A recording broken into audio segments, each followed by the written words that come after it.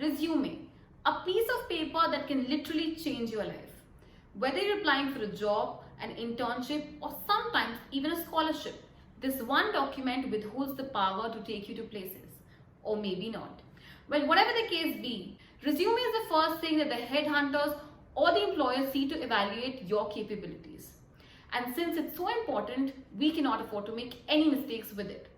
Hi guys, welcome back to Shrofile. My name is Simran Keswani, and today in this video, I will be talking about 5 worst CV mistakes that you need to avoid right now.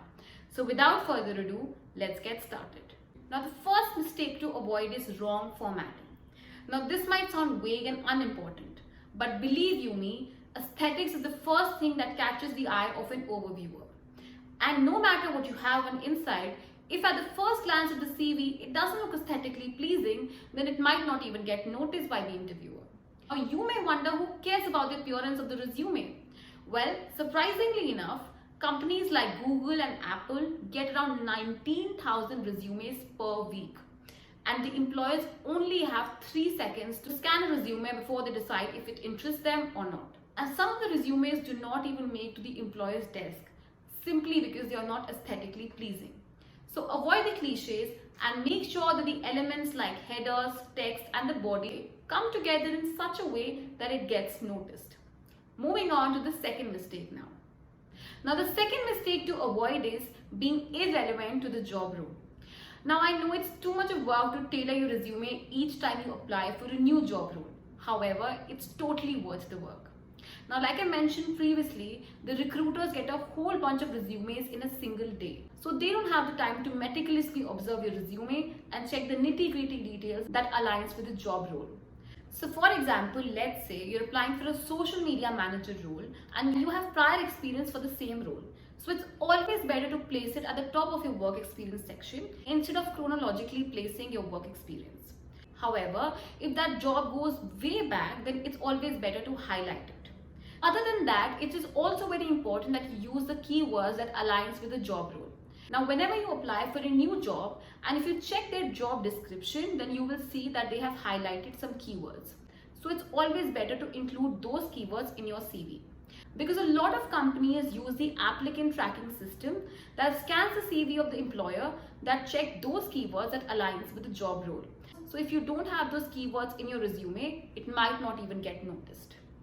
Now let's move on to the third mistake. Now the third mistake to avoid is too much or too less information. Make sure to include all the necessary details that's relevant with the job role, but also make sure to not give a play-by-play of your life's information. Recruiters won't bat an eye if your CV is 5 pages long. The ideal CV can range from 1 to maximum 2 pages front and back.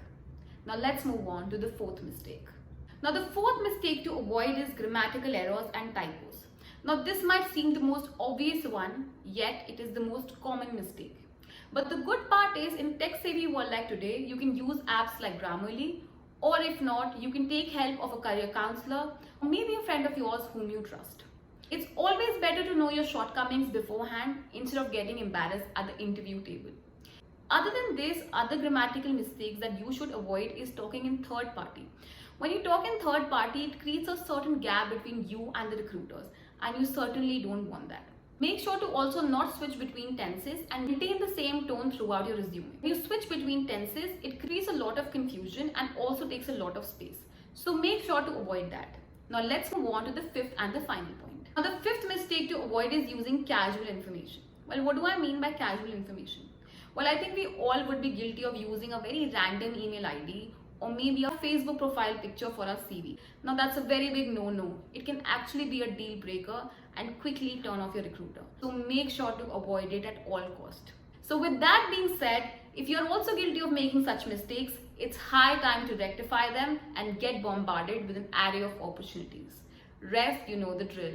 Like, share and subscribe and stay tuned for more such videos.